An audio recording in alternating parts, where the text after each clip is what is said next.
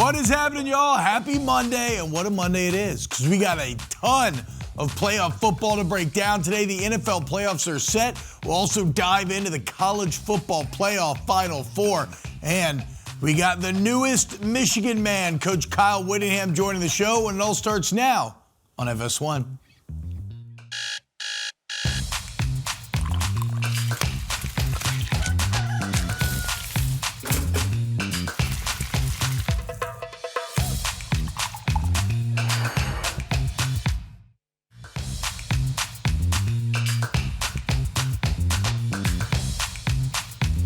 What is going on, everybody? Welcome in. Monday Wake Up Barstool. T-Bob A-Bear, Brandon Walker, Dave Portnoy, Liam Bluttman, and Meek Phil on the show for today. As I said, man, big weekend in the NFL. What a finish last night. An AFC North battle to make it into the big dance. We'll get into how relevant the winner may be. But the Pittsburgh Steelers with some crazy kicking at the end, just a wild 4 minutes of the game, punching their ticket. But there's a lot to get to as we now know seeds 1 through 7. We know all the matchups on both the sides, so we can break down the paths. Guys, how are we feeling? Dave, what's up, man? Welcome in. How you doing today? Good. This is the best week of football of the year coming up right now. You start Thursday night with a college football game, Friday night college football game, 3 playoff games Saturday, 2 on Sunday, 1 on Monday. All win-go-home games. It is the best. So I guess some people, you could argue the division, the 2 championship games, but this is the best week of football of the year. It's our March Madness of football. I will say, and I have it on my list, I don't like the Monday night game. I think there should be 3 Saturday, 3 Sunday, no Monday. But very exciting week. And doubly exciting. It's been a long time. Well, relatively speaking, I guess I got to remember who I'm talking to on the panel, and sometimes I forget. I live in my own bubble. But it's great to be back in the playoffs. Like last night, I'm sitting there, and I didn't sleep. I'm thinking about the Chargers. I'm just going through game tape. I'm studying Herbert. Like, it's just great to be back in the dance. We're obviously a 2 seed. I think, the sky is the limit for the Patriots. I think they can win the Super Bowl. I think we can be out after Sunday night. So anything's possible. The world is our oyster. It's a great spot to be. And I just can't wait. It's like a kid at Christmas. I'm very excited. I think what I like about this week of football is how wide open it is. Like, for the first time, it feels the NFL playoffs feel as wide open as they felt in a very long time. The college football playoff, there's 4 teams left. I can make a reasonable case for any of the 4 teams to win the national championship. Not Ole Miss. Yeah, go ahead. That conference is a weak link conference. You can't really make they're like the AFC North. And going back to that bracket that you just put up, and I'm going to agree with Brandon. There's only one game that everyone's universally going to agree. That's the Rams, I think, to beat the Panthers. I'd be shocked if anyone's taking the Panthers. Intelligent minds can disagree on every single other game. Well, I don't think the Steelers can get all the way through the AFC. I think they probably could beat the Texans, but I don't think I'm just talking about week 1. Okay, fair enough. Dave, what about so let's start with the Patriots, and we'll get into the 1 seeds because I discovered something that I find to be pretty fascinating about them. But start with the Patriots, going against the Chargers. Chargers, we all know the story on them, right? Literally the worst offensive line in the entire NFL. They've been injured all hell, but there's the Justin Herbert factor. I mean, the reason why the Chargers are here is scare me. Justin Herbert, I have not been a Justin Herbert guy. People have followed what I've said. I have never bought the Justin Herbert Kool-Aid. I think their defense is pretty good. I think they're a fairly physical team. They played Houston very tough the other week. Who knows how healthy Herbert is? Listen, the Patriots, like I said, I think the Patriots can win the Super Bowl. I don't think they're going to be going through winning the Super Bowl, blowing teams out. They're going to need balls to bounce their way, calls to go their way. They're going to need some playoff luck. But this game spreads 3.5. What does that tell you that the odds makers think? They think this is a coin flip. You get the 3 points, 3.5 points for being home. I like my quarterback over everybody else. The Patriots have looked great down the stretch, playing nobody. And when I say nobody, people talk about their schedule. I mean, the Dolphins and Jets are really nobody. And the Dolphins didn't have half their team and played like crap yesterday. But anything's possible. Anything is possible. Now, Herbert is not going to be the reason we win. Herbert's Herbert. He'll give us the ball a couple times. I am not a Justin Herbert guy. I never have been. I didn't think he finished his college career great. I don't think he's had a great pro career. People make excuses for him. He has a big arm. He has a pretty girlfriend. I'll take my guy 100 out of 100 times over Justin Herbert. I think you're being a little dismissive of what Herbert's done with his team, but another reason I was going to get to why the Chargers find themselves here is your guy, Harbaugh. And he'll cheat. And when you look at this matchup specifically, he'll cheat. One way to take pressure off of Justin Herbert can be running the ball. The Patriots, as of late, Dave, Harbaugh will cheat down the stretch here. They've had a little bit of trouble stopping the run. Well, how does it feel? That's obviously, and I don't expect the ins and outs of my ball club, but big Milt Williams came and he was back. Yesterday. Milt Williams came back. He looked great. And they got more guys coming back for the playoffs. Harbaugh. So listen. I'm not worried about the Chargers. Aren't terrible. Chargers are a decent team. 3.5 point spread. If you expect me to say this is the 18-0 team and we're going to steamroll through everything, I'm not going to say it. I think the Patriots can win the Super Bowl. Every game, I'm going to be squeezing my butt cheeks close, and that's what you do as a fan. A lot of people rest in the laurels. Hey, if we lose, we still got those 6 rings. No, the next ring is always the best one, and I remember being a fan of a team is like in the playoffs, it's like going to the dentist. It's not even fun half the time. I mean, it's so fun, but not fun because there's going to be pressure moments, pressure plays, pressure kicks, pressure everything. And, that's what I know this next month we're looking forward to. So I can't wait. And I'm not disrespecting the Chargers. I'm not a Herbert guy. You've been consistent on that. You've been consistent on that. All right. But I think the Chargers are decent. They got a great head coach. All right. Let's look forward then. Other game of the docket. So we have Broncos. Who are you guys picking in that game? Patriots. I mean, I'm Patriots easily. It's not going to be close. I don't trust the Chargers' offensive line. You guys believed you guys are the you guys that he was talking about. Yep. Yeah, I think it's clear. I'm choosing the Patriots. I do think it is close. I think all these playoffs are going to be close. And again, I think that Minter and Harbaugh and Herbert are maybe enough to create something weird. It's a 60-minute affair, any given. The way you talk about Herbert, you don't have him in the same class as Drake, do you?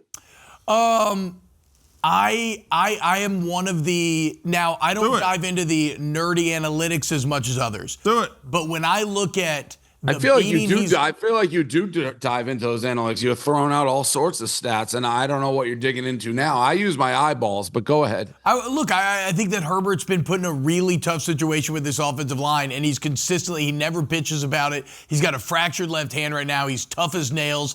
And their entire team this year has been relying on him offensively to just make a couple of big plays, and you pair that with a solid defense. How many years has this guy been in the league? Because I feel like I've been hearing the same thing about this guy every single year. How many years has he been in the league? He was 2020 draft. So we're talking about 5 or 6 years. Yeah, but I mean the Chargers have gotten better under Harbaugh, have they not? You're talking to a guy that had Mac Jones rated over Herbert, all right? You're never going to get anything from this. They have the same amount of playoff wins. That's a little disingenuous, Walker. That was my Patriot heart talking, and I'll always defend my guys. That was the troll tweet, remember? And if being loyal is a crime in this country, then put me in jail. No, look, I'm not, again, like I said, I'm not going to dive into EPA and all that to defend Herbert. I would just say he's tough as hell, and anybody. The ball down 4 with 80 yards to go. Drake, clearly. Drake's pretty This is young, Drake's first time on the stage. Drake's obviously an MVP. MVP of the league, fellas. He's obviously an MVP. Well, unless it's Matt Stafford. I mean, that's kind of the question, right? Is it Stafford or is it Drake? All right, let me step in here. Do you believe Justin Herbert is walking with his Chargers team into New England in January and winning a football game? Because that's where I can't see it. No, they're too flawed. They're too flawed. We're going to figure out a long history of beating up on this team. This is the old Sean Merriman sack dance doing that thing, the LaDainian Tomlinson, the Phillip Rivers. But some history between these teams. There's a lot of the Chargers for a long time. People thought they were the Super Bowl team, the class of the league. They just couldn't get by New England. I think that was the Troy Brown interception recover game. So some history between these teams. I will say it makes me nervous. Everybody so clearly is picking the Patriots, though. The Patriots are 3-1 versus Chargers all time in the playoffs. The one loss came in 1964 in the AFL championship. Who cares? That was Tom Brady and Bill Belichick. Nobody cares about that. Be quiet. I care. All right. history. Well, of course you do. Can we talk about it's any just of we're this? talking about Okay, hold on. 14 playoff teams. Talk about history. Let's move on. Patriots, Chargers, it's set. We all think the Patriots will win, though maybe by varying degrees. Makes me very nervous how easily. I think this game's going to knockout draw. Again, I think all the Patriot games will be very close. Can I say something? The youth of Drake May is going to be interesting because it's first time. But again, dominant, maybe the MVP. Will it transition to playoffs? So you see the MVPs fall apart. I don't know. I remember a guy, Tom Brady, stepping in for an injured Bledsoe. Everyone's talking about, oh, he's youth. Does he have a Super Bowl? Bang. Won the Super Bowl. Yeah. Drake May is Tom Brady, Brandon. Well, I mean, it's actually not that far off, T-Bob. Yeah. My question going forward, and we saw the Patriots win yesterday. What was it, 38-10? They have perfected beating bad teams. Yeah, They have perfected it, yeah. and they played an awful one yesterday. Does Mike McDaniel get fired during this show? Has to. How many people get fired during this show? What was he doing wearing those glasses? I don't know. At night. It's pitch black. It's a 4:00 kickoff in New England in the dead of winter. It gets dark in New England at 11 a.m. in the winter. He's wearing his Gucci or his Prada or his Chanel sunglasses under his. This guy's lost. And I live out in Florida, so I see all his coaching shows.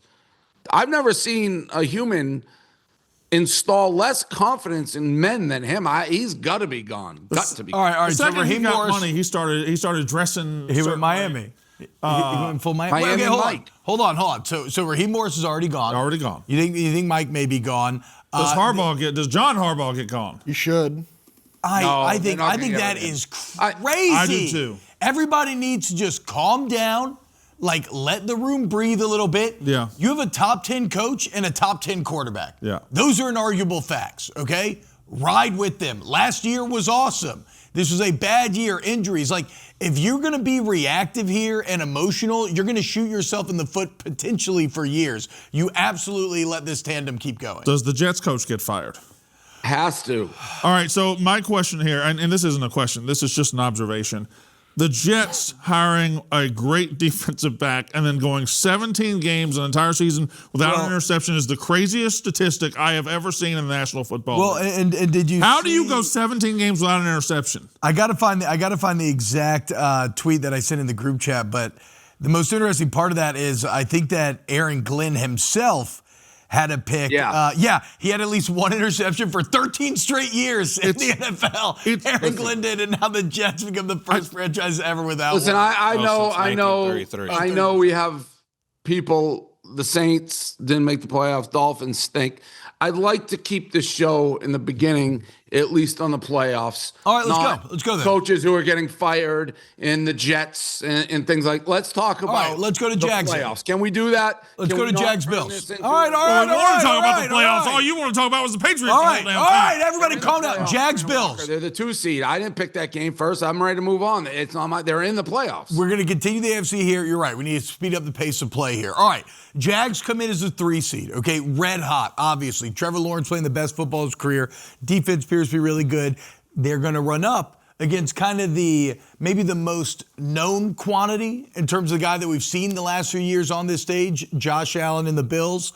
The Bills actually favored in this game, despite the fact that it's going on in Jacksonville. Do you know the last time that the Buffalo Bills won a road playoff game? Yes, I sure do, but you tell us. 1992. 1992. They are 0-5. Not happening here either. Load up the Brinks truck. This line, Jacksonville is a Super Bowl contending team. I've been saying it for a couple weeks.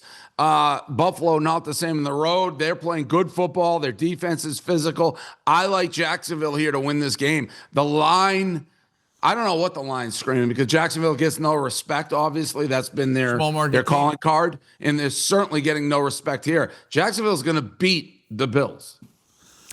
Yeah, I don't have a great read on Jacksonville, to be honest. It's kind of to your point. It's all kind of to your point. They've just done great work, kind of right outside They're not just beating people down the stretch. They have been the most impressive They are hammering people, including going to Denver and beating them pretty consistently. This is a good, solid, well-rounded football team. The quarterback, who I've never been the biggest fan of, is playing his best football of his career. This team is ready to go.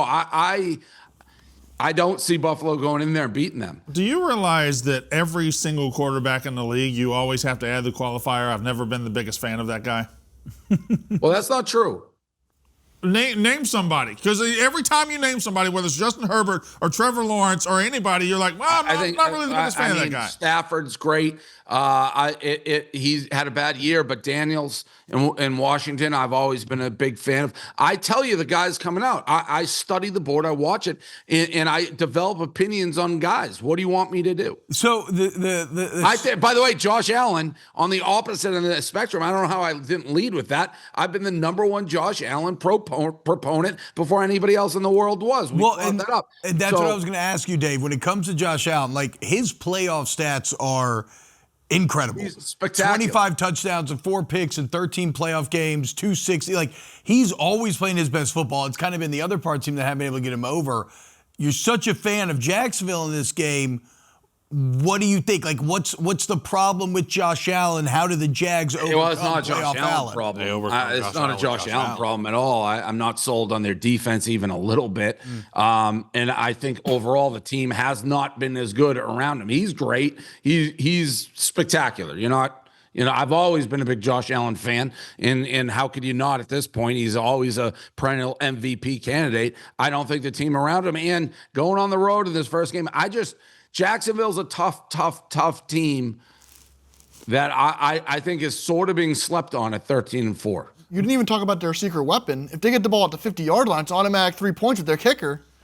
That being said, what do you hit at 67-yard? That's huge in the playoffs. That's besides playoff games. Yeah. The Bills at the 6th seed have to feel like a pretty. I don't remember a 6th seed as confident as they might feel, right? Like, yeah, I'd agree with I that. feel like with Josh Allen, they have a puncher's chance in every game. If they win in Jacksonville, I think they probably believe they can win in Denver. They know they can win in New England. Like I think this is a 6th seed that if they get this one under their belt, they have Super Bowl potential.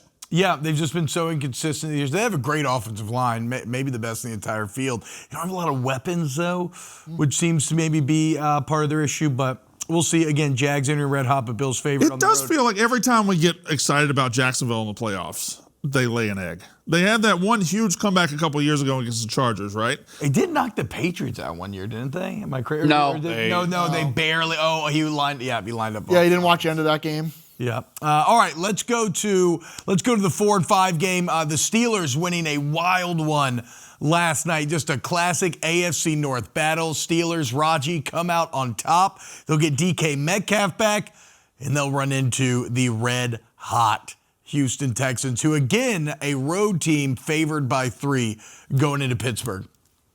Another team, Texans. The Texans scare me. C.J. Stroud is a quarterback that I've sang his praises despite being an Ohio State fan, Walker. This game is going to be very close to me. Texans defense, arguably the best defense in the NFL. But do I trust them going into Pittsburgh? No. I think they get the win, but the coin flip game to me. Absolute coin flip game. Steelers, they get the wide receiver back, DK. That's huge. This is a coin flip. I'm going to take the Texans, but man, this is field goal, kick, last minute type game. It was pretty wild watching Cam Hayward at 36 years old take over that game again last night. The Steelers front looked great last night. The Ravens do stink. We got to remember. Yeah, and that's what I was kind of Both getting those at. teams stink. As impressive as I am, I think this is a fine season for Rodgers. This is his last year. Is really good. In division title, make the playoffs. But you're running into the Texans that have won 9 in a row. And yeah, the offense is a major question mark. And if they don't win the Super Bowl, it'll be because the offense was so lacking. But I do feel like C.J. Stroud's found a little bit lately. And they've been kind of getting by with explosive plays. I'm taking the Texans to go on the road. They were my Super Bowl pick, I think, the Texans 2 years ago. This is coming off the year. I think I got my years right. They lost to Kansas City, and I really thought they beat them up and out-physicaled them. And I'm like, oh, this team is coming. C.J. Stroud looked really good. And then they reverted. They went backwards. They seemingly have figured it out. They're a dangerous team. Because in the playoffs, defenses can take over. And this defense can take over. Well, and their defense is even a bit interesting. You look at the Seattle defense, and we'll get into that next in our NFC preview. But they're kind of doing it a lot with scheme, whereas the Texans defense is just overwhelming guys. I mean, between Daniil Hunter, Derek Stingley, Will Anderson, like they're just going to line up and just beat the crap out of you. So, yeah, I like the Texans to get their 10th win in a row here. Why would I go anywhere else? They're 9 in a row. All right. You want anything, Brad? Well, I had something, but we got 2 hours to get to that. All right, coming up next, we got our NFC side of the docket, guys. We'll go through all the different matchups. Still going to get into these one seeds as well. You're watching Wake Up Barstool on FS1. Stick around.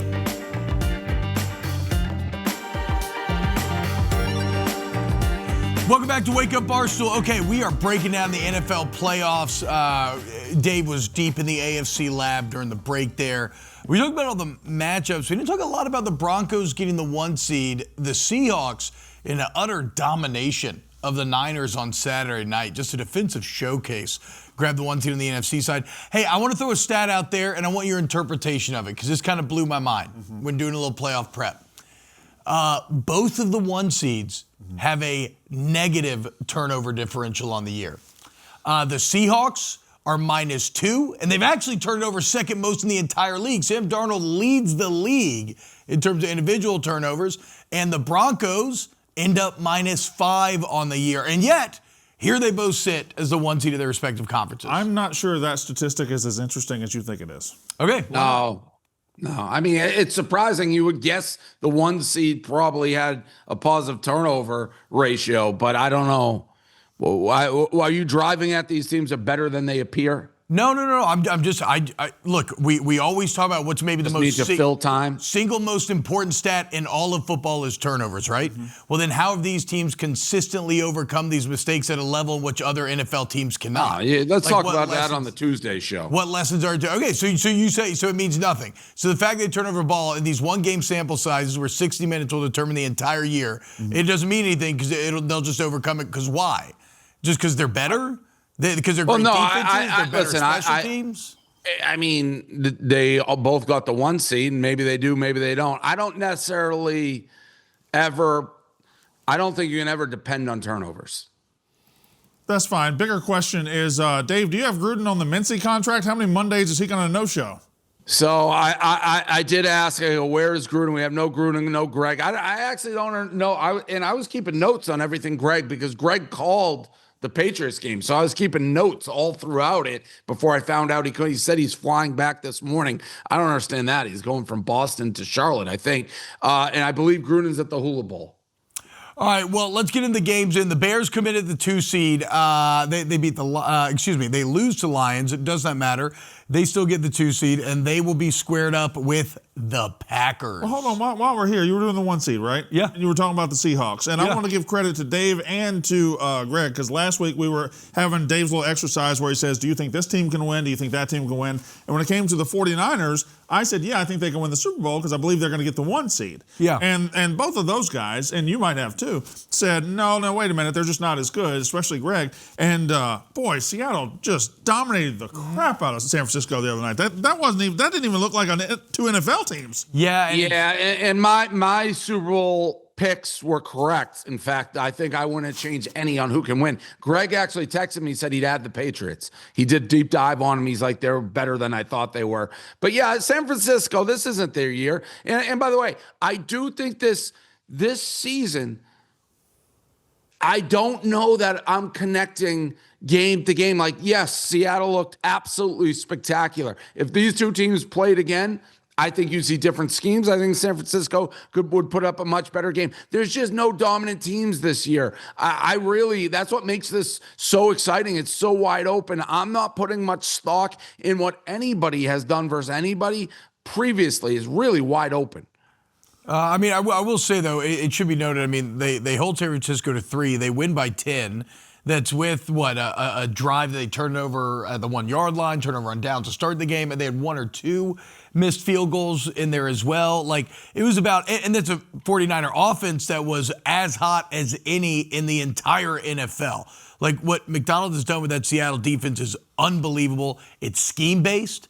I heard that, even though San Francisco always plays all these heavy packages with tight ends and running backs, they only played nickel and dime. And yet you still can't run him? Like, we're burying the lead here, all schemes. You're deep into your scheme and X's and O's. The big thing here is home field advantage. The two teams that have the home field advantage, the 1 seed in these playoffs, you can argue are the two most lopsided home field advantage spots in the NFL. Seattle and Denver, both gigantic. I'm not scheme this, scheme that.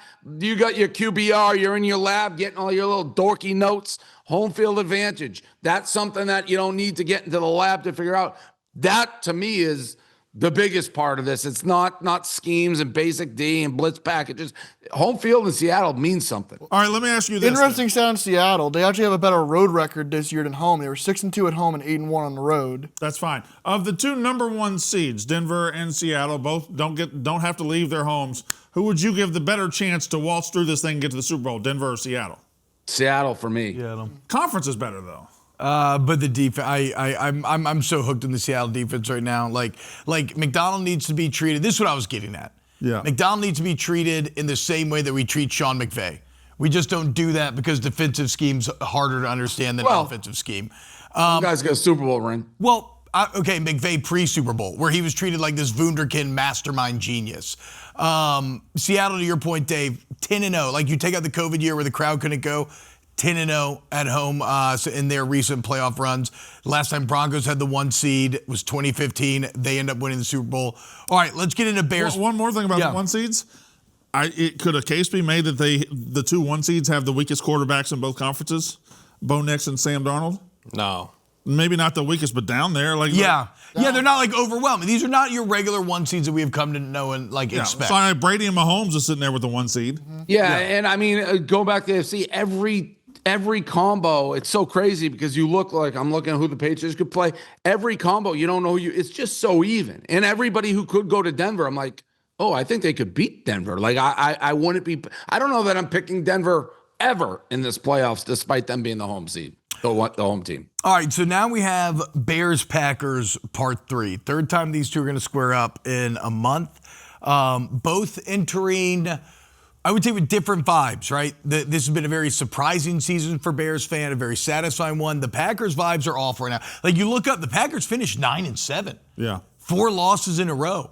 All the best players are hurt, and yet you got to be a little scared if you're a Bears fan because they've outplayed you for the majority of the 2 games, and this is kind of a golden ticket game for the Packers, right?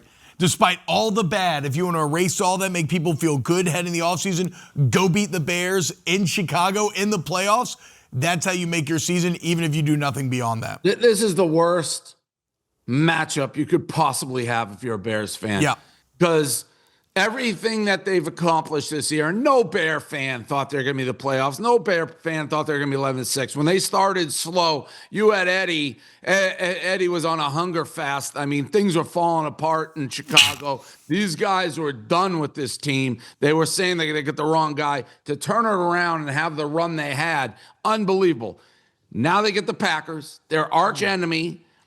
They have that miracle win versus them. But if the Packers go in and beat them, and by the way, everything we're saying here that you just said, T-Bob, everything's off for the Packers. They're 9-7. They're favored in this game. They're favored on the road in Chicago. Well, they outplayed the Bears for the vast majority of the 2 games. But still, to be a 9-7 team going to an 11-6 team in the same division on the road, and the road team is the favorite, would make me very nervous. But everything the Bears have accomplished, everything the Bears have done, every positive sentiment is gone. If the Packers go in and end their season, it's a bad season for the Bears. I honestly believe that. It's a losing season for the Bears, despite it being the best season they've had in recent memory. Anybody else knocks them out, it's a positive season. This is one of those few college-esque rivalries you have in professional football where like these two fan bases truly hate each other. And if the Packers, who have dominated these guys for decades, knock them out, I don't care, Bears, you had a losing season. It's also psyche-wise, right? Like if you're a Bears fan and you're 11-6 and you're here and you're playing the Packers, 80% of you is thinking about how bad it would be to lose to them, and only like 20% of you is thinking about how good it would be to beat them. That I feel like the Bears if truth serum is applied here in this office, this is the absolute worst case scenario for who you could play, because losing to this team, Dave is right, undoes everything. It undoes every single thing, because your number one rival not only walks into your building and beats you and keeps going, but they end your, I don't want to say dream season, but it's the beginning of what could be a dream. Like, this is... But the flip side of this, and I agree with everything narratively, but if we're looking at the teams that you could have potentially played, in the Niners, the Rams, the Packers. Oh, give me the Niners, though. I think the Niners are much better than the Packers. I think narratively this is terrifying for Bears fans. You're missing it. It's like, here's the thing, though. I think if you ask a Bear, again, truth serum, you can win a game in the playoffs, but the Packers author your demise. Yes. No. Get us out. I understand. You're saying, like, if you're going to lose, they'd have been fine losing the other teams. It's still a good season. If they lose to the Packers, ruin. What I'm saying, though, is this is their best chance to win, the Bears. I think the Bears against Packers is their best chance to win if you're talking about the other teams being the Rams and the Niners. Like, yeah, these Bears fans, though, these are like POWs. Like, these are people who have been, I'm watching Homeland. This is like Brody, who's been, brainwashed for a decade. So you don't want this fight. Like, yeah, if you win this fight, your season's a spectacular success. But if you ask them behind closed doors with no cameras on, heart to heart, would you just rather avoid this? Because if they played the Niners or the Seahawks or the Rams and got bounced in week 1, great season. You have so much to build on. Your quarterback turned a corner. You're coming back. If they lose this game, it's all a wash. I understand it. I understand it. It's also a free do-over for the Packers. I understand. 2 weeks ago, they were in Chicago. They dominated that game for the most part and lost, and now they just get to run it right back. I swear, understand. you walk around that Chicago office, you open some doors, you may find Big Cat in there, like hiding under blankets. You may find Eddie in a triple XL coat trying to hide. These Bears fans are going to be as nervous as you can. This is not a fight they want. They're so fragile as a fan base to begin with, to now have the boogeyman show up after a season that objectively you've had the better season. The Bears people are saying Packers Super Bowl favorite earlier in the year. They limp in here 9-7, and everything can change in one game, and you go back to being the same old Bears. Yeah, Matt LaFleur called it a clean slate, but I think Ben Johnson's changed him. I think the Bears are going to get it done. All right, this is about as probably quality of a round. I'm picking the Packers. Yeah, I could tell. I'm rooting for the Bears. No, I know, but like you just said, you think, the Bears are going to fold. And I understand why. I'm going to bank on Ben Johnson and that crew in this From team. An outside perspective, fantastic matchup. Unbelievable. Oh, right here? Yes. Oh, yeah. Having Like, Packers and Bears on Saturday night? it's the best. That's awesome. Best matchup of the first round, right? I mean, this definitely is... maybe. I think narratively, storyline. I'm uninterested. Like, I just want to dive in. Yes, from a quality standpoint, are Niners Eagles the best? Or maybe from a Super Bowl threat standpoint, Niners going to Philly. I'm going narrative. I'm just going with the history and everything the Bears have been through. That to me is a much watch. And maybe it's our connection to you guys are in Chicago. We have all these Chicago fans. That's the game as a fan to me you absolutely cannot miss. My number one game of the weekend is the Bears. I'm a dumb, stupid moron. Do we all agree with this? Yes. Yeah, 100%. I think you're very. I'm a dumb, stupid moron. Yes. I can't shake. We've already registered your yes. Well, you keep saying it, and I keep reinforcing it. I am a complete idiot. No, I don't think. Yes. I can't shake what the 49ers showed me on Saturday night. I know they had 5 weeks before where they were scoring. Yeah. That was so wretched on Saturday night. I just can't see them beating and knocking out the defending Super Bowl champs. And I do think the Eagles are a team, if you look at the run they could go on here, if you look, they beat the Niners at home, right? I think they can make I think they can make a run here. I really like the Eagles getting kind of a second life here. They haven't really been great, but they haven't been bad at all this year. The Niners just feel like not a free win for them, but I think the Eagles are much better than the 49ers. They didn't have Trent Williams on Saturday, and that's a big part of their team. Sure. Yeah. No, this is interesting to me. This is kind of good on good and bad on bad. When you talk about the Niner offense against the Philly defense, and then the Niners defense has not been good. this year. Maybe but blame Philly's it on offense those uniforms they wore too. Those are disgusting. I would say the 49ers top 5 uniform in the NFL. Agreed. I think it is a beautiful classic uniform, and what they rolled out the other night for a huge Tough game. to win in those abominations. Is that the word? Not at all. Not even abomination. Close. Abomination. Good Thank God. You, Got you. You won't find me picking against the Eagles all playoffs unless they play the Patriots, and I won't even say it with my chest then. I'm a firm believer. Always the Super Bowl champ, going to put a knife in them, and I think this defense, you want to talk to Texans defense? Yeah. When this defense is fully going and healthy, and Jalen Carter, he's going as good as anybody, it's tough to get a read on their offense because sometimes they look great. Sometimes they can't complete a pass. But I will be picking the Eagles in every single game they are in unless they meet up with the Patriots in the Super Bowl rematch. Yeah, I'm inclined to agree. I've always been a big Jalen Hurts truther. Watch out if the Eagles, and now I don't think you can just suddenly turn this on, but if they can get the running game going, and that's kind of been what's mainly taken away from Jalen Hurts this year, then yeah, they are fully back. But yeah, Lane Johnson, he's missed a bunch. He's back. He's one of the best linemen in the game. He transforms their team. They're getting guys healthy. There's something about listen, we've seen him do it. Yep. Yeah, and at home for this game especially. Give me the Eagles. All right, real quick here. Last one. Obviously, it's Rams-Panthers. A game that, it's funny because we're all just saying, oh, well, the Rams are going to win. The Panthers did just beat the Rams in Charlotte. Was it about a month ago now? That said, I think the Rams are going to win here. Carolina's way too inconsistent. The Panthers have the fourth worst point differential by any playoff team since the merger. Hell yeah. And the previous 3 have all won a playoff game. That's Carson Brooks. The previous 3 won a playoff game? Oh, wow. 2010 Seahawks, 2011 Broncos, 2004 Rams. Oh, wait, I will say this. Yeah, go ahead, Dave. Historically, as a gambling person, I find that the games that people just pay no attention to, they're like that you just mark it in, Rams. Those are the ones that always end up being like, whoa, we didn't see that come. So all of us, I think, have had inquiring minds or can differ on every single game we've talked about. And nobody's going to be like, oh, you like this team. This one, everyone's going to take the Rams. And historically, these are the ones in a survivor pool type situation. It's like, holy crap, the whole survivor pool just got knocked out. So do I think the Rams are going to absolutely win this game easily? Of course I do. Is the NFL the strangest, weirdest league ever? Yes, it is. So, but I mean, I love the Rams, but I guess crazier things have certainly happened. The Rams do finish 2-3 in what you could describe as meaningful games down the stretch. But again, I mean, they might have the MVP. The front 4 is awesome. McVay, I'm going Rams. We'll see. Really pathetic the way that division with the Falcons and the Bucks and the disgusting. Made me want to puke. I wouldn't mind a rule in the NFL if you're not 500 or above, you cannot make the playoffs. And if that happens, you just take the next team with the highest record in the league. I don't know who that would have been actually. The Lions. Yeah. So the Vikings technically. It would have been JJ because he finished 9-8 in 3rd place. Oh, didn't he cry and apologize to everybody because he couldn't play?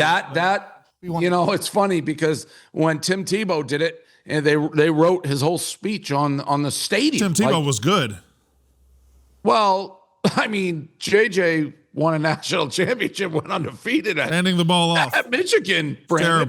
Terrible. He's a terrible quarterback. And Tim Tebow was a spectacular. Sorry, Justin Jefferson, I ruined your whole career. And he was a great pro.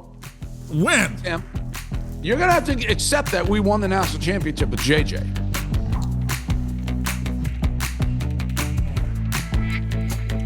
Welcome back to Wake Up Barstool. How about it, guys? The Final Four is set. And what a Final Four it is, man. I mean, we speak to how great the year in the NFL's been, new teams, unexpected results, wide open field. Well, guess what? Look at the college football playoff. I mean, Oregon, Indiana, Miami, Ole Miss, a very good chance you'll have a first-time national champion. And if it's Miami, first time in a long time national champions. This is awesome. Let's start with the Peach Bowl, which I'll ask you all a question. Is the Peach Bowl a de facto national championship? No. No, because I think Miami has high-end. And listen, I'm on record of saying all four can win it, but I do think Miami with that defensive line can make anybody sweat. So I'm not going to dismiss Miami like that, but I would probably favor the winner of the Peach. I was going to say, if you were going to rank the 4 teams left, Dave, how would you rank them? Indiana 1, Oregon 2. Okay. Miami 3, and a distant 4, Ole Miss. I do have to ask, and I've been last year, for example, when you have your arch enemy making a run at the title like I had with Ohio State. Brandon Walker, an Ole Miss national championship, what does that do to you? Well, I would like to give you a political answer. It destroys every fiber of my being. And it absolutely would be the most crushing thing that's ever happened to me. And I legitimately mean that it would be the worst thing that's ever happened to me in my life. And I've had a pretty crappy life. Wow. So it would, Dave, it would suck. It would be the worst thing ever. Look, we're doing our best, okay? LSU's taking back the coaches. They're not letting the assistants coach in this next game. We're trying to help out. Wait, what? Is that real? But they are, though. Your running backs coach that said he wasn't coaching was there yesterday. Yeah, like it's all very up in the air. I think Weiss is going to stick around. The only one that matters is the play caller. I think Weiss is coaching. Yeah, I think Weiss is going to coach. So what are you talking about? Because there's a lot of debate over whether or not LSU should force Weiss not to or try to, and whether or not the other coaches will be there in game day as well. It's just more madness. There's no way he can't. Even if you wanted to, the too much pressure from the world if they're like, yeah, you're not going to let this offensive coordinator coach. So they'll be there. They're going to be there. All right, let's get into Indiana, Oregon then. It's a rematch. Indiana, really, this was their win of the season, going on the road in Autzen. Throwing a late pick 6, which you kind of throw your hands up like, oh, here we go. And then what did they do? Fernando Mendoza marches them right down the field. 3rd and goal, back shoulder touchdown. Like, they control that entire game. Oregon's grown since. Indiana's grown since. Hard to beat a good team twice. How y'all scoring this one? Great. This is a great game. And I actually think Oregon losing that game helps. You play Indiana. But at this point, both these teams, for sure, I think, know each other is very real. And this is a game that'll probably go down to the wire. I mean, Indiana maybe is getting a little puffed up because of what they did to Alabama, which I know you and I, T-Bot, both saw that coming a mile away. Yeah. Walker, I don't know. Sometimes for a guy who watches a lot of football, I wonder if he watches a lot of football. So I expect Alabama's terrible. So I expected that. This is going to be a brutal knockdown game. I'm actually taking Oregon here. I think it's tough to beat a team twice when you're both very good. I actually think you can lean on the loss, but it's going to be a great game. I expect this to be an absolutely great football game. I feel like they're kind of mirror images of each other. Neither one of them make mistakes. Yeah. Nothing on that Alabama, by the way? Neither one of them make mistakes. Well, you know what, Dave? Sometimes in life you take a shot. You take a shot, you throw a Hail Mary, and you're like, hey, I want to. Everybody can sit here and pick the favorite every single week. Oh, I said it would be a blowout.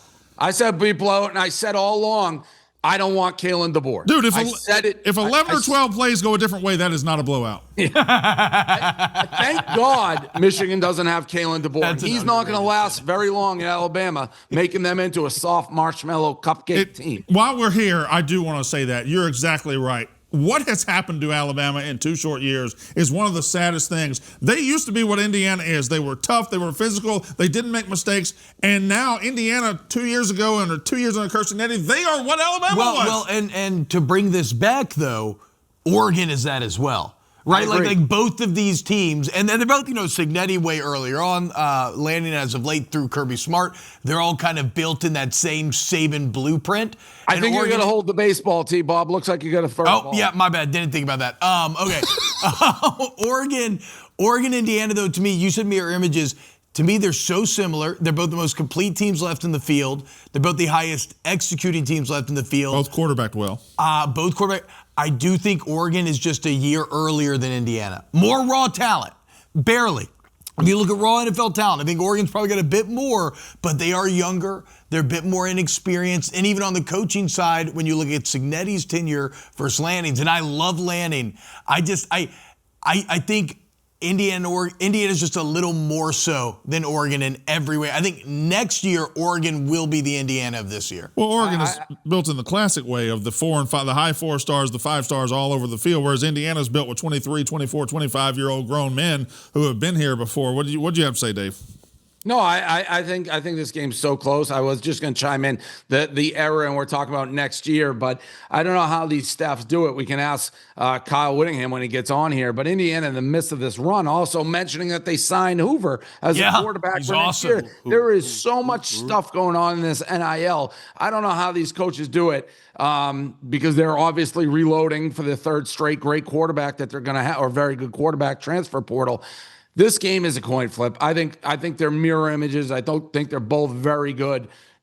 Be shocked if this doesn't come down to the last 3 or 4 minutes of the game. Oh, it's got to. I like that Brand brought the age, though. The starting offense for Indiana, the average age is 22 and a half. Wow. Like, these are legitimately grown men who are playing in their 5th, 6th years of college football for the most part. And you see that on the field. It's like, remember what BYU used to do a decade and a half ago? They just have straight up grown men who are 25, 26 years old, and there's an inherent advantage there. You're bigger, you're stronger, you're faster. It's less physical, though. It's more mental. More mental, and how attentive to detail Indiana is. Like, it extracts everything out. That's why. Do you think there's an advantage, like I do, to Oregon losing already to this team? I think so. I think from a fan perspective, yes, but this Indiana team's been so composed with everything they've been asked to do. I'm going to say no. No, I'm not a fan. I think when you know a team beat you and they beat you in your house, your prep and your workout and your sharpness, and we know these guys already got us, and we thought we had. It adds an element of like focus and I can vibe with that for sure in terms of like in terms of it doesn't allow you to become lackadaisical at all. Yeah, that's a good example. And on the flip side, even though we all know Signetti's an unbelievable coach, it's when you know you beat somebody. It's just, I would always rather be the team that lost going into the rematch. Yeah, look, I've been on the wrong side of this. Beat Alabama our senior year, and then we lose to them in the Natty. Got our ass kicked, right? I don't disagree with Dave, but on Indiana's side, Cignetti and his staff are just so laser focused on every single detail. They're not acting like they're not acting like they beat Oregon. They're acting like we didn't play our best game against Oregon. They almost got us. We have to be 100%, 110% on top of this, have to be perfect. And it's truly every single detail. There's a clip from last year of Cignetti blasting, I think it was Omar Cooper, for holding the ball out the 5-yard line on a breakaway touchdown, just because that's not good ball security. That's the Saban effect. Correct. So yes. And so, look, now we haven't gotten into Ole Miss Miami too much yet, but I think it's okay because I think this Oregon-Indiana, like this game deserves that runway. We should continue to break it down all week because it's going to be absolutely fantastic too, just uber special. College football teams trying to win their first ever national championship. Coming up later in the show, we can circle back around, start to break down Ole Miss Miami. But coming up next, you see the block M. Oh, here we go. Right there on Dave's chest. Well, I'm going to let Brandon really get a couple words in because I know he loves this coach. And yeah, so I hopefully we have the clip of everything he said about him ready to go as well. I've never spoken to Coach Whittingham. I'm excited. Coming up next, right here. What he has to say on Wake Up Barstool. Coach Kyle Whittingham. Don't go anywhere. As time expired. Welcome back to Wake Up Barstool. Very exciting time here, guys. And one of the most unexpected twists to the Michigan coaching search, right? It was a disaster. Oh, wait. It's a bona fide, unquestioned success because they bring in one of the most proven coaches in all of college football. Friend of the show, been on the program before, Coach Kyle Whittingham. Welcome to the show. Dave, I'll let you do the honors as our resident Michigan man, welcoming in this new Michigan man. Well, yeah. First of all, thank you for coming on the show, Coach. And I don't know what the coaching search was at Michigan. I really have no idea. I was getting very nervous on my end with everything that went down. And I'm thinking, TikTok, if we don't get a guy in here, and I don't even know what we're expecting. I knew you had left Utah. We heard a couple things, and I'm sure you said it. But how did this come together? Yeah, it was crazy. Well, first of all, I stepped down at Utah. Um, about 18th or 20th of December. I can't remember the exact date. I made the announcement, and I'd felt that I'd done pretty much everything I could at Utah. I'd been there 21 years. We had a great run.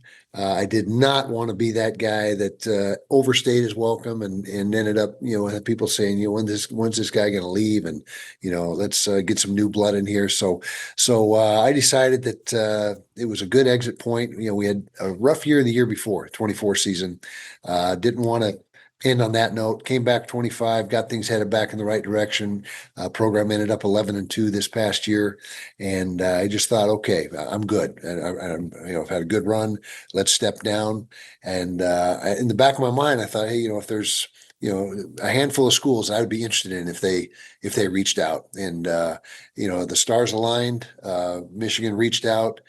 Literally just a couple days after I'd stepped down, and things happened fast, and here I sit. So that's kind of how it went down. So it must be a whirlwind. And now I'm on Big Noon Kickoff. So we were at Utah, then we were at BYU. I actually became a BYU fanatic.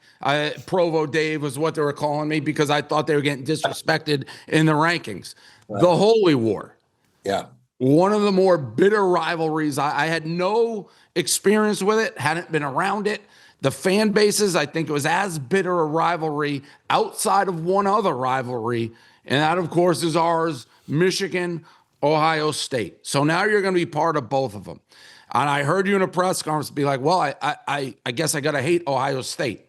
Where is our level of true, and this is, by the way, the last couple of years, it's been bitter. There hasn't, and I know you have respect with BYU because you coached Kalani and you guys.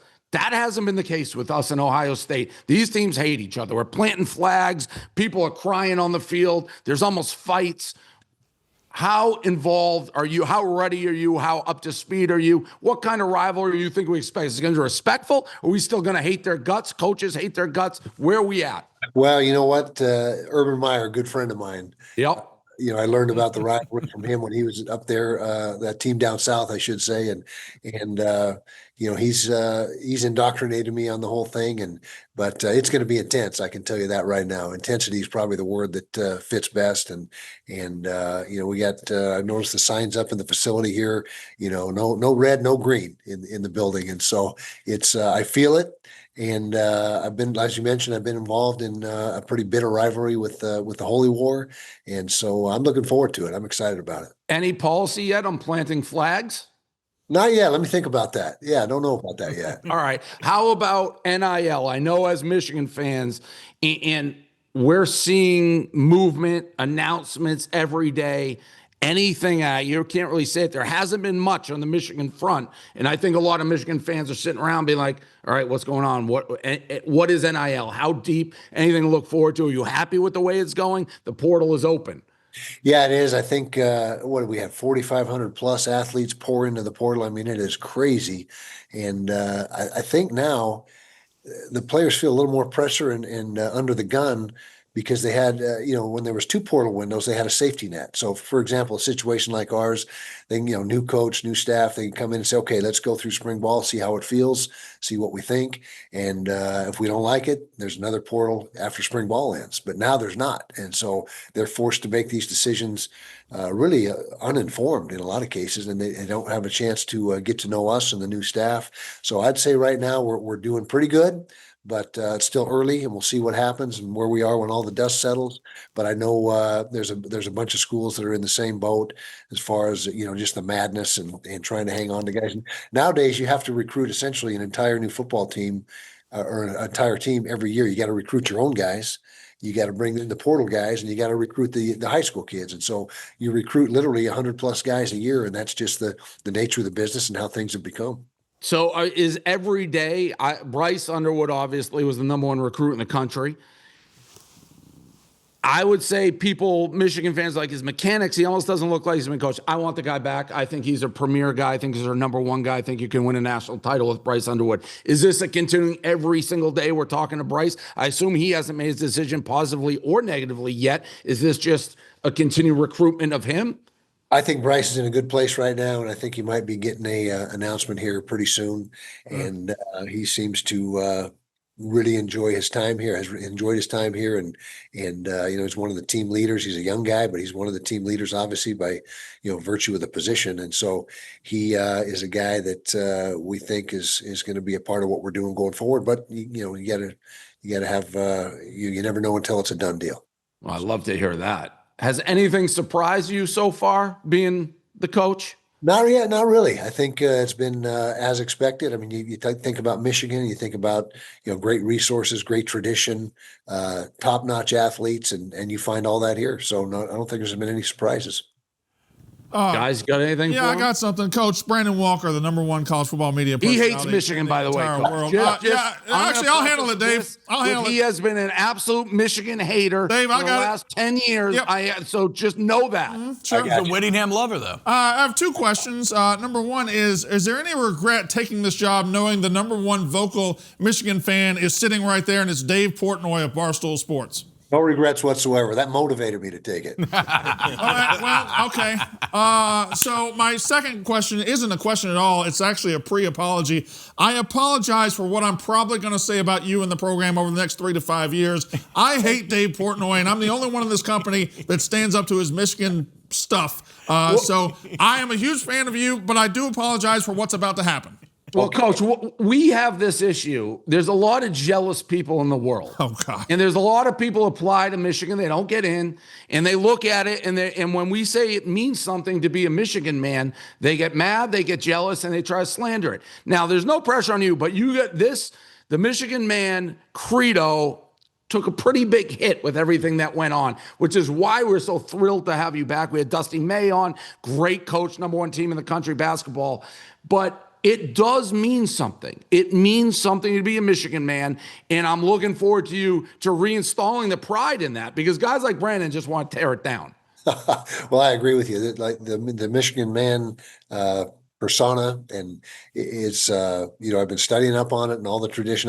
I've been a Michigan fan forever. Since I was 7 years old, I watched the Michigan-Ohio State game, watched those winged helmets come out of the tunnel, Bo versus Woody. I was intrigued from that point on, and so I've been following Michigan for a lot of years. But I'm excited to quell the drama, I guess you can say, and get things back on track and have it be all about football and what we're going to accomplish on the field. And I think the players are eager to do that too. And give them credit through all that they went through to be able to get a 9-win season last year is pretty impressive. I have a real question. I have a real question. No, this is a real football question. Coach, you haven't been a new head coach. You haven't had a new job in 20 years. It's the first time in 2 decades you've had to start over somewhere. Your teams have been built on toughness, on discipline, on consistency. How long does it take to install that at a team that you haven't coached before? Well, we'll find out, but I'm excited about our new strength coach and getting in the weight room with these guys. That's where it really starts. You start that mental toughness, that discipline, that physicality in the weight room, and we'll be in the weight room starting next week and get after it. I'm really anxious to start working with these guys. Coach, appreciate it. Did you have one, Bob? I just wanted to ask, Coach, just from talking to you, seeing you right now, you have the feeling of a man that seems reinvigorated in some ways. And if there's been like a question mark with the hire, really the only thing that people have pointed to is maybe the age, the experience, right? Like, we know what he's going to do on the field. He always did more or less at Utah, but it's a new setting at his age. How are you feeling? Great. Physically, got a ton of juice, ton of energy, eager to get this thing started. And that's not a factor at all. That is not even in the equation. Well, and I can tell, I can feel it radiating off you. When it comes to creating the roster in this modern space, how willing are you, how comfortable are you with empowering like your GM to do the work of sorting through the 4,500 plus portal players, trying to get guys returned? Because again, once they hit the field, there's unquestioned trust in you. That roster creation space is really, though, where a lot of the work is done now. Absolutely. Well, you got to have a great GM. That's absolutely imperative this day and age, and they really take the lead on things. But it's a collaborative effort with the coaching staff. We're very hands-on in the recruiting process. You have to be. I mean, I don't know any other way around it, and especially in the final decision-making process. The final evaluation: do we take the kid or do we not? And I think that everybody's got to be involved. I'm involved certainly, and I have final say on everyone that comes into the program. And I think the more eyeballs you get on around people, and the more evaluation and the more body of work that you can collect, the better. Coach, I just got to say, well, if I'm a Michigan guy, if I'm a Michigan fan, we are all very proud and happy to have you. Can't wait for next year. And you're the exact guy we needed, to be honest, after everything we went through. So cannot wait for next year. Number one team in basketball, soon to be number one team in football. There's no school like it. Number one in hockey, too. Don't forget our hockey guys. Our hockey team's always there. Always. He forgot the hockey. I get to do the puck drop against Notre Dame this weekend. Be careful. Yost is quite a place. Yost is quite a place. Yes. Quite a place to watch hockey. Thanks for coming on, Coach. All right, send me a Barstool hat. I need one of those. Oh, We'll there get we it go. out there. Okay. I don't know our mailing address here, but Well, we got it. We it out. got it. They'll probably ask for a donation check in it, too. that would help. That would help our cause. All right, see ya. Thanks Coach for having me, Whittingham, thank guys. you so much, sir. You bet. Bye-bye. Man, we just hit a home run. Yeah, We hit an absolute home run. it sucks, but So you did. it's interesting because we talked to him earlier this year on this show, and it was game week, so he's also a little more composed, but it feels different talking to him right here. Like, that is a man who feels completely reinvigorated. That could Was have gone Bryce the wrong. Underwood, was that like a known thing he said? No, I don't think so. No, I think we're breaking news that Bryce is about to re-sign, basically. That was the intimation. And for all you Michigan fans, this guy didn't get coached. I've seen some Michigan fans be like, Underwood's the guy, period. He's also 18 years old. All right, we can break it down as well as plenty Period. more. We still got to revisit college football players, more NFL talk as well, and it's all coming up on Wake Up Barstool. Welcome back to Wake Up Barstool and FS1. Some breaking news. Kevin Stefanski officially out in Cleveland. We'll get to breaking that down as well as some of the other NFL moves. But first, let's go back to the college football playoffs. Spent a lot of time in Indiana, Oregon. Again, deserved. I think those are the two best teams left in the field. Not by much when you're talking about a team like Miami. Potentially by much when you're talking about Ole Miss. But then again, I don't know what to make of Ole Miss, guys, because as right as I was, and we were about Alabama, Indiana, like I was just as wrong about Georgia, Ole Miss. I thought Georgia was going to roll that game. I thought Ole Miss was too flawed. I still feel that in a lot of ways. But when you have a special quarterback that wins, like Trinidad Chambliss, he kind of changes the math of every single game, and he can do things like what you saw last week, which was create a win that I never would have expected. Yeah, that shocked me. I don't know if you had rust. I don't know if that was a rust game from Georgia. The only team that has won in this era with the bye is Indiana. That game surprised me too. Chambliss is unbelievable. I like Miami here. I do, and I've been preaching it all year. I really do think the SEC is so down, watered down. They've been bad in the playoffs. So I like Miami here. I think Miami is peaking at the exact right time. I'll tell you what, that guy Reuben Bain, I don't know when he's coming out. He may be my number one pick. He's coming out.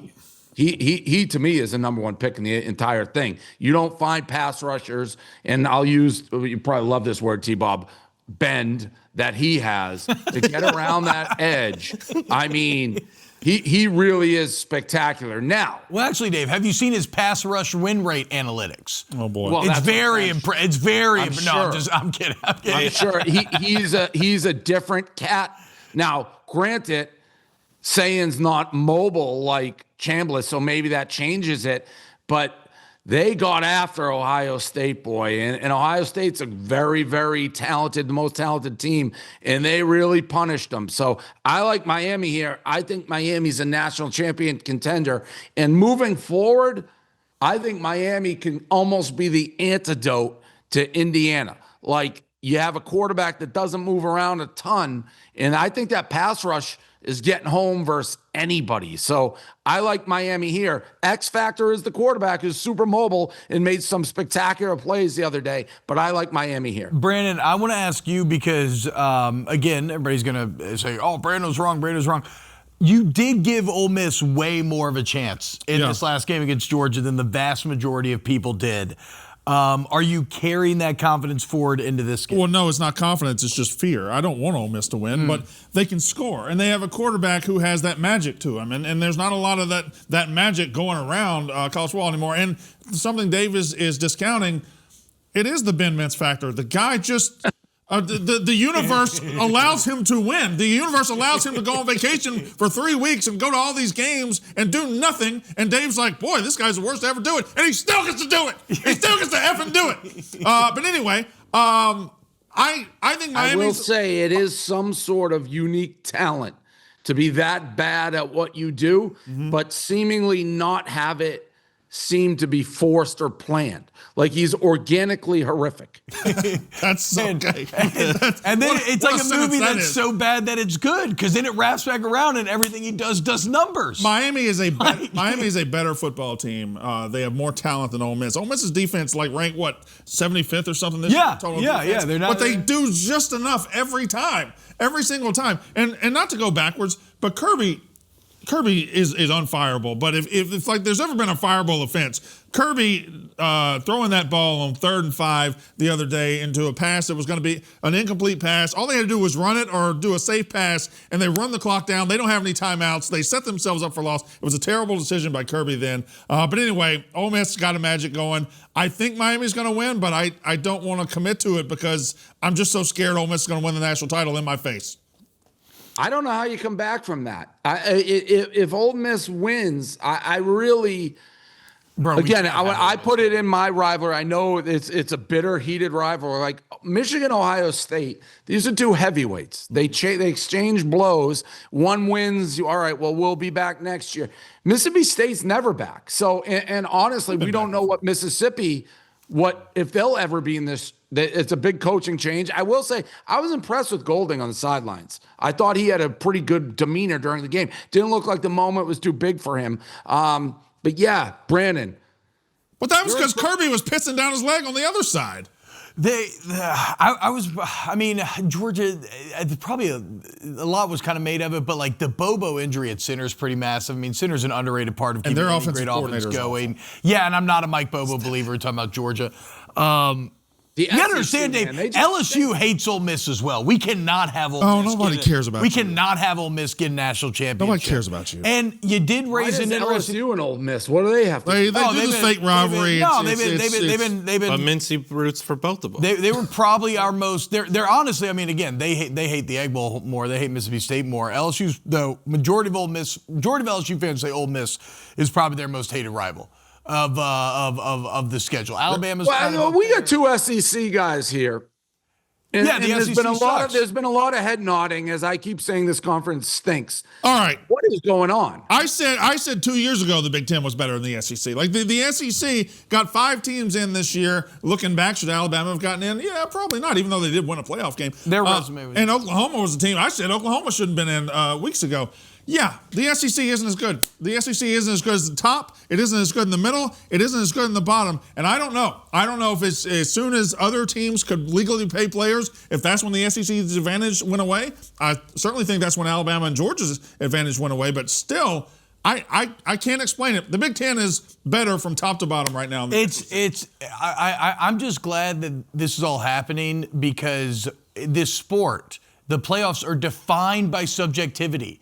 And for too long, we have just accepted that the gap is so large between this conference and this team and that team. Like, this is all proving that it's all much closer than we think. I think it was for a while. Like, the SEC was the best conference. It just took a long time for people to acknowledge it's totally switched. I mean, an eye-opening game, and bowl games don't matter. Like the Michigan-Texas game, Michigan's in disarray. Texas, everyone leaves. Vanderbilt, Iowa. Mm-hmm. Yes. Those are two teams that were fully loaded. Everybody's playing, and Iowa absolutely whooped that team. Yeah. Like, Iowa theoretically could be the best team in the SEC. I honestly believe that. So it's just the difference is it's not this tiny. Like Brandon said, people just like to say it's just the top. Well, the top 4 teams, Ohio State, Indiana, Oregon, Iowa, those are all the best teams in that conference. It's a pretty big gap right now. And I do think it's because of paying players. It's got to be.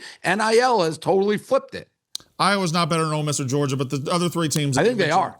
Well, that's fine. You're an idiot. The other 3 teams you mentioned are head and shoulders above. What have we been talking about? We have a 14 playoff right now. The best 2 teams are Indiana and Oregon. Yeah. And the only teams that SEC win is when they play each other. And to Dave's point here's what Brett Bielema. Well, the SEC beat Tulane. Here's what Brett Bielema had to say about kind of the changing nature. The world has been created through NIL and revenue share, and the portal that we operate in now has erased the limitations to a certain level. I know this. Before I came here, we'd never beaten an SEC team in our history, and now we've beaten 2 in back-to-back. So what he just said was now everybody can pay. They don't have the advantage anymore. Yeah. Correct. It's the honor and the integrity of the Big Ten. And we're going to sit here and say, Dave, you're going to sit here and tell me that Ohio State wasn't paying players 20 years ago? You're going to tell me that? Well, they did get fined for institutional chaos and lost games. So Ohio State, they're cheaters. I got a question to bring back to the playoff. And I think you kind of touched on this, Dave, but when I look at this field, Indiana looks like they're going to continue to be relevant year in and year out. Oregon, definitely year in and year out. Miami, very good chance. This has sort of an all-or-nothing affair sort of feel for Ole Miss, does it not? Very much. Will Ole Miss ever be in this position again? And is that a positive? Is that a negative for them? Is that irrelevant to this game? It's irrelevant for this. It's irrelevant right now. Now, the second they lose, reality is going to hit them in the face. But it's worth it. If you're an Ole Miss, even if you were Mississippi State, if you're a team that isn't Alabama, Georgia, always at the top, if you've got your one chance, all that matters is the one chance. The only thing I'll say is we are in a totally different era. Like Indiana, Indiana was irrelevant till 3 years ago, till Cignetti, and now we're putting them in, well, they're going to be relevant. So if you get the right coach in place and the right people in place, you can be the Lane Kiffin leaving Ole Miss for whatever reason, and whether God spoke to him or he needed new girls in his yoga classes or it's more money or whatever it is, I refuse to believe it's easier to win at LSU than it is at Ole Miss for Lane Kiffin when he's already there. Like, this team can win a national championship.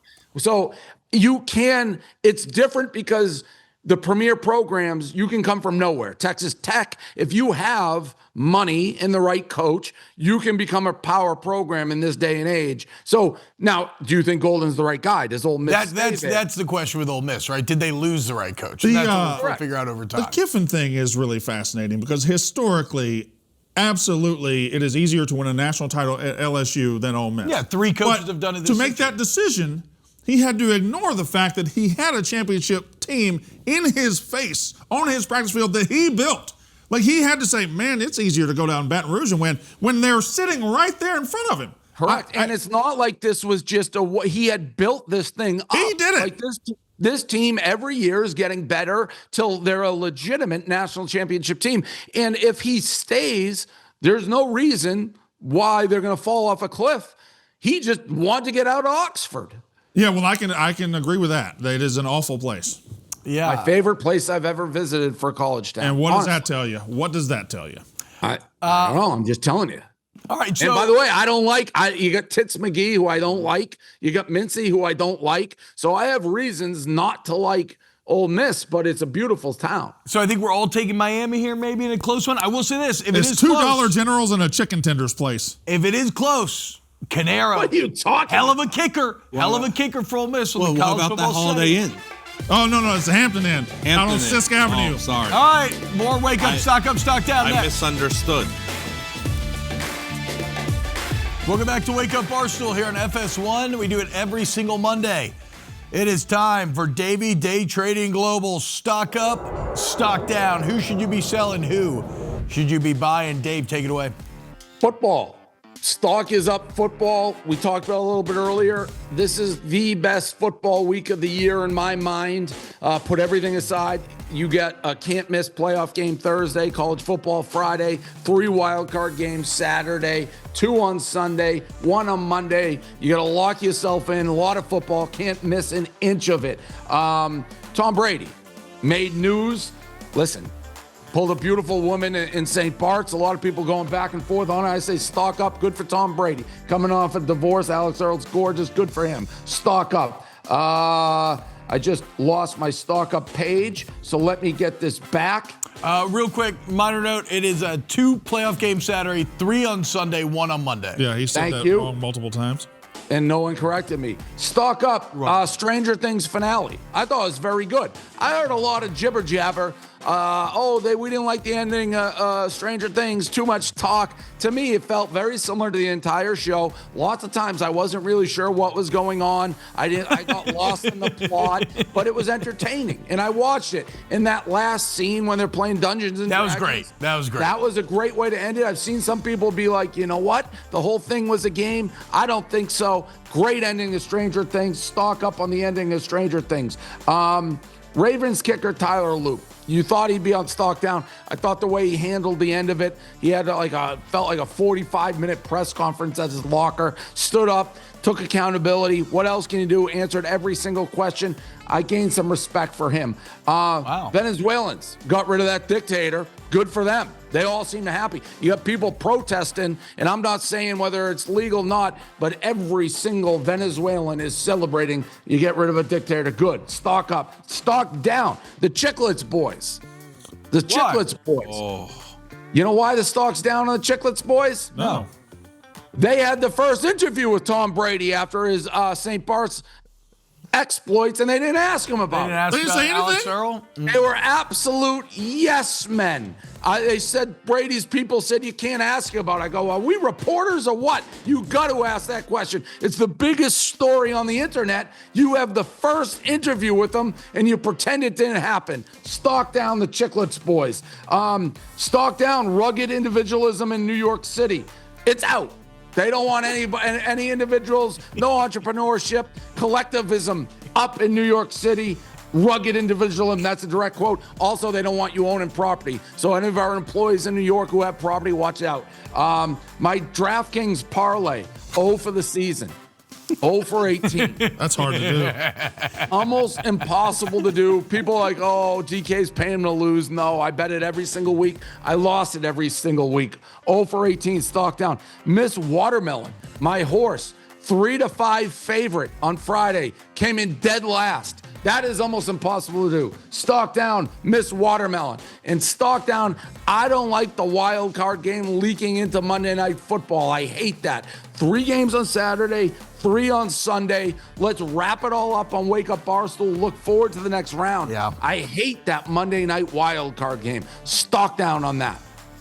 All right. Brandon, go away. Yeah, stock up. So I had a generic one. I was worried it being too generic, but then he just used football. So I'm just going to use every playoff team because I think this is a wide open playoff, and I can make a case any of them winning the Super Bowl. I think it's going to be one of the most exciting NFL playoffs ever. Not Carolina and not the Steelers. Most of them. Stock up. Myles Garrett, all-time sack leader, took mine. goes out and breaks the record yesterday. We got to stock down on this in just a second, but stock up for Myles Garrett. I was looking all-time. He's like about to break in the top 20 all-time. He's got 124 sacks right now. Would be very. He has a chance to catch Bruce Smith, all-time leader, 200 sacks. My stock down, Dave Portnoy, and it's not for anything he did, but Dave Portnoy has got a race coming up in at the Super Bowl in San Francisco, and his opponent, who's a D1 athlete, put out a video of himself training the other day. Oh, no. And that is absolute crap. Taddeo is lost. That's bad news for Dave. Well, you shouldn't be allowed to train. It's a D1 athlete. Dave's 52 years old. It is not fair for Dave that this guy is out there training. Agreed. Stock down. I've got Barstool Tate. Tate is going to Scottsdale with Mincy this week, and who knows what is about to happen because at first he thought he was going to be staying in a mansion with a lazy river, but apparently he can't do that. That's only for Mincy. We'll see what the exploits of Tate come forward with this week. But Zach Taylor, stock down, Bengals coach. You know what Zach Taylor complained about yesterday? Stopping the game. Yeah, for that was so lame. Jamar Chase bitched about it too. Zach Taylor's like, why are we stopping the game? We have 5 minutes left. First of all, your season's been over for a month. You have nothing. You're a terrible coach, and you're complaining about history? That is ridiculous. We have stopped the game when somebody breaks a record like this every single time for history, and now you want us to stop. It's ridiculous. Zach Taylor, stock down. Yeah, one of the cool records. With that Zach Taylor, with the record, I thought you were going to go with Burrow giving up the sack, that almost looked like the Brett Favre sack a little bit. You thought so? I thought it was more of a sack than the Brett Favre sack was. Look at the jump that he gets and how quickly he gets there. I think that counts. Better. I think that counts. I mean, it definitely counts, but it's like you'd like to see a nice, solid, sack. Obliterate the guy. Yeah, I feel you. But still, the get off and bending the hoop like that was pretty insane. I also like Strahan's stance on it. Like, he gave credit to Myles Garrett, but he did point out that he has a 16-game record. I know, 17. And it looks like Garrett should have had the 16-game record. There's all kind of, you don't give a shit, whatever. All right. I was going to say there's all kind of advanced analytics. Why'd you run out of gas there? Okay, there's all kind of advanced analytics, like sacks per rush and drop back opportunities that show that Myles Garrett's been a much more efficient pass rusher. Don't let us beat you down with analytics. Than the other ones. Isn't the most famous home run record like a different amount of games too? I mean, at the record, you're at the mercy of the schedule. Yeah. I will say, go ahead, do your up and down. I want to talk about. Remind me, Myles Garrett, what you do with him if you're the Browns. I'd like to talk about that. Okay. Stock up the Hayward brothers. Cam Hayward, at his age, completely taking over the game last night. But how about this? Did you notice on the tush push, Connor Hayward taking the snap, Cam Hayward pushing his little brother forward into the end zone in a massive game like that? That's awesome. That's an all-time memory that you can die with. Stock up, Liam. You might know more about this. There's a fan who won a year's supply of butter for making a promotional field goal. Love to see that. Stock down. Aaron Glenn. Why would Liam? I feel like he's always good on those things. Anyway, stock down Aaron Glenn for the thing we said earlier. Jets don't get a single pick. How about this? The Jets end up losing, I think, 5 consecutive games by 26 points or more. One of the all-time worst collapses, just disaster in New York. Stock down my closet. Too many holes in the pants, too many holes in the underwear. I showed way too much of myself to millions of people online the other day. Yes, I did. Very rough. My wife last night made me throw away every pair of underwear that had a hole and every pants that had a hole. So rest in peace. Lost some good soldiers there. Stock down. All right. Guys at desk, what you got? Stock up. Wake Forest football. They won the Mayo Bowl, I believe. What was it, Friday or Saturday night? It was Friday night. Friday night they won the Mayo Bowl. Their coach got doused in the Mayo. Congratulations to an 8-4 team beating a 5-8 team who was just playing because Notre Dame's coward. Is that sincere? That's just it. Mayo Bowl champions live forever. That's my stock up. Another stock up. Dante DeDon, who on Saturday said Steelers-Ravens will be an all-timer. He was a day off, but it was an all-timer. And Ted McMillan on Saturday, I believe he won Offensive Rookie of the Year with his performance. Yeah. Stock down. Team Canada hockey. For whatever reason, Connor Bedard and Matthew Schaefer are not on a Team Canada Olympic roster. I do not understand why Canada is just not taking the best players with them for the Olympics. It doesn't make any sense to me. And the Winter Classic, stock down. Marlins Park is awful for baseball. Why are we having a hockey game in that arena? It just looks awful. Retractable roof. I just hate everything about it. All right. What do you got, Liam? Stock up World Juniors Hockey. It's been an unbelievable tournament. Speaking of Canada, 3 straight years they've been eliminated by the little Czech Republic in the knockout stage. Czech Republic gold tonight. Malsakovas everywhere, flailing themselves at these young Czech kids who are playing such incredible hockey. You've got Czechs in Sweden playing for a title night. It's been an incredible tournament. My stock down, no fly zones. We've talked about the Jets. We've talked about their failure to get an interception. The first time it's happened since 1933. The NFL's passing leader that year had 973 passing yards. 900? That was the NFL leader? 900 yards? Correct. And it happened in the modern era today. Absolutely pathetic by the New York Jets. I think you clean the entire house, maybe rebrand. I don't even understand it. I don't know how it happens. Even a bad team gets interceptions. A quarterback's going to make a bad trip into one. Look at the TJ Watt one yesterday. They happen accidentally. Williams has an interception on a season with the Cowboys. I don't understand. It doesn't make sense how you go 17 games without an interception. It defies all explanation. All right, Dave. Myles Garrett? Myles Garrett's dad's camera, massive camera lens. We're going to go to break, and then when we get back, we'll get to Myles Garrett. We'll get some of those coaches' firings, as well as the Raiders having the #1 overall pick, what they should do with it. All this and more next on Wake Up Barstool.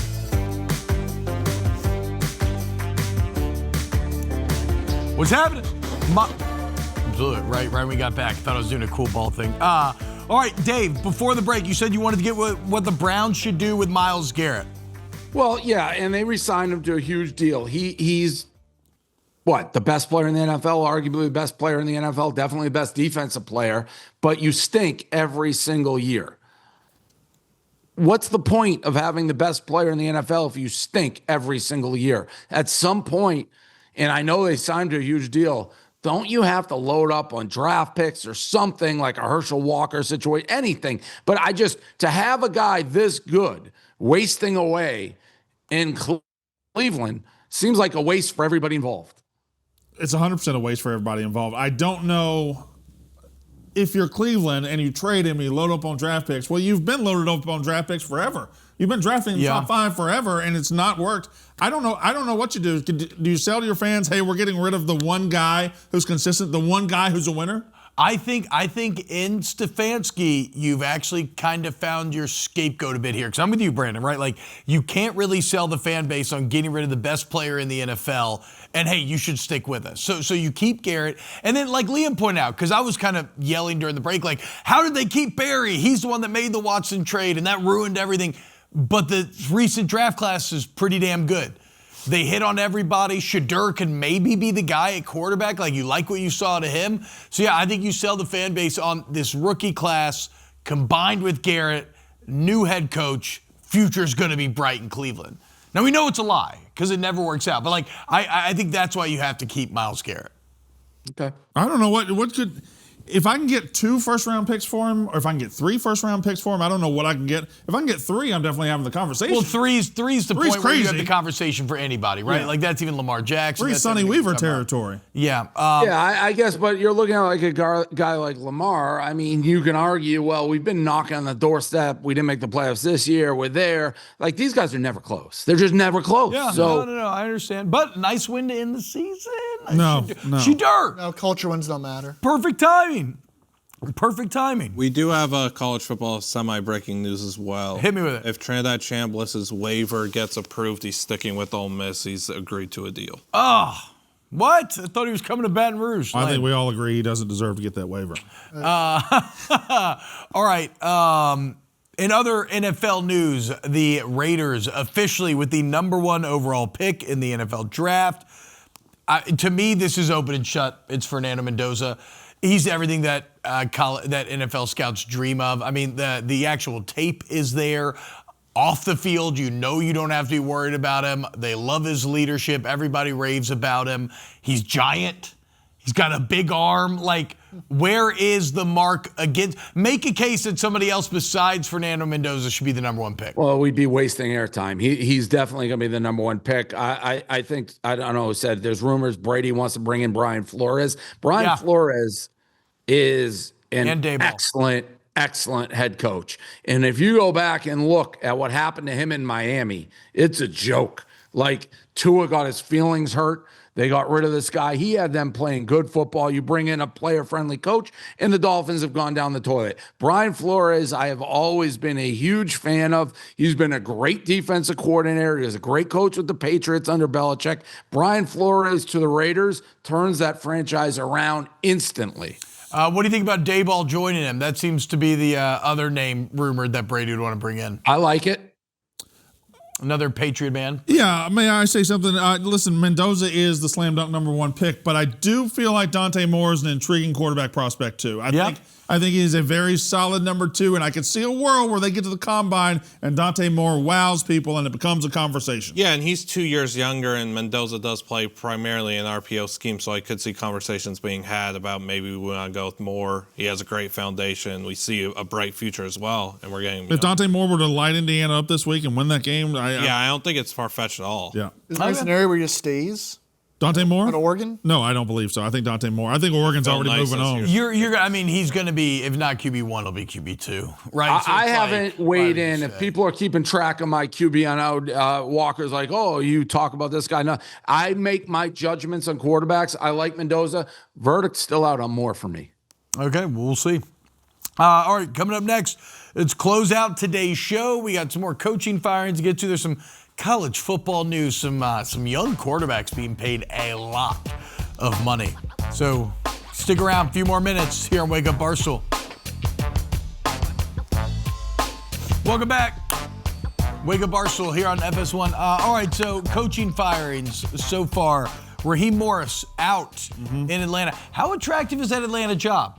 I think it's very attractive. I was going to say, because they end super hot, right? There's talent. They just hired Matt Ryan, it looks like, to be their new president of football ops. They also hired their GM, Terry Fontenot, but, like, it does feel like there's a lot of talent there, but for whatever reason, they try to play Penix instead of Cousins all year. Like, for whatever reason, they try to make the pistol work in the NFL. Yeah. The reason is they picked him in the first round, number 8. That's why they played him. No, I know. I do not think that's nearly as attractive as you guys think, because I think they have a mess at quarterback. Cousins is 1,000 years old, and I don't think Penix is the guy. That decision to sign Cousins to that gigantic contract, then draft Penix with the 8th pick or something like that. That is mismanagement on an intergalactic level. This isn't. I think they have they don't have a quarterback. Yeah, that's why it's not an attractive destination. I agree, and they have no first-round pick next year either because they traded it in the last class. I think they're stuck in mediocrity where they are, and I don't know. I'd say they finished red hot. I mean, they won a couple games versus bad teams. I don't like that job. It's a albeit the quarterback. It's a very winnable division, and you do have so much talent. Like, their defense is very, very tough. Jesse Bates is great. James Pierce really came along, and offensively, like, you get to work with Drake London, Bijan Robinson, and a solid offensive line. Like, it is enticing in that. No, but it's a great point by Dave. I mean, with Tyler Shuck now in the division, there's not really a lot of hope for Atlanta, so it makes sense that Shuck wouldn't might be too retire attractive already. for a He's at coach. that age, No, it's right? a very good point by AARP. Dave. I agree. I think Morris is caught very much off guard, and maybe I'm misreading, but he's. I watched that game. It looked like he thought he was coaching for his career, and he got fired anyways. So Stefanski out. Who's next? Who's next to fall? I think McDaniel's out. McDaniel is not out. He to me is the number one must be fired guy of this whole cycle. I think I'm watching Baltimore with curiosity. I think it would be crazy to fire John Harbaugh, but we've seen teams do crazy things. The wild part about that, you fire Harbaugh, that would cause other teams to fire their coaches to get just to get into the Harbaugh sweepstakes. How long can Baltimore keep lying to themselves, thinking they're a contender? Like they just went 8-9. Lamar Jackson's getting older. They had a bad season, but rip the Band-Aid off and rebuild. They are a contender. You don't have to look too far to a team that fired a coach who everybody knew was good, got scooped up by another team, and turned them into the number 2 seed. Mike Vrabel. I mean, the Titans getting rid of Mike Vrabel, and it's like, all right, we'll take him in a second. That is why the Patriots fired Mayo so quickly, because they knew, oh my God, this guy just fell into our lap. And look what happened. 1 year turnaround, one of the best in the history of the league. You can't get rid of Harbaugh. You can't. No. It'd be crazy. Again, teams would fire to hire him. Also, probably with Tomlin. Now that's not going to happen, but you'd fire to hire Tomlin. I'm going to give you guys a warning. If the Patriots win, we really start turning up the heat. He's already back. But next Monday, my God, you guys may not even have to show up if we're getting ready for a Patriot divisional round game. Stock up football. Playoffs are here. We'll see you tomorrow. More Wake Up Barstool. Thank you, guys. Go Pats.